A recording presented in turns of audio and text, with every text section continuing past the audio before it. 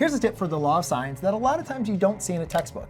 If you are given a triangle, and let's say this is going to be an angle, so let's say 42 degrees, you're getting another degree, which is 37 degrees, and then you're giving this side length, which is 5, and we want to be able to find this side length. Well, one thing that we don't see a lot about in the textbooks is whenever you're applying the law of sines, always make your unknown in the numerator. So for instance, we can write the ratio here of x over a sine of 37 degrees is equal to 5 over the sine of 42 degrees, right? So now all I simply need to do is multiply a sine of 37 degrees on both sides, and I can go and solve for x.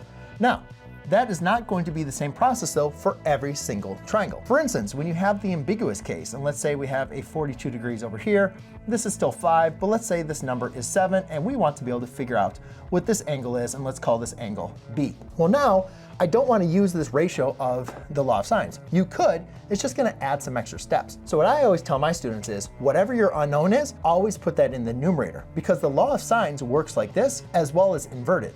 So in this case, I would just have the sine of B over 7 is equal to the sine of 42 degrees over 5. Now, all I simply need to do is multiply by 7 on both sides and take the sine inverse, and I can solve for B.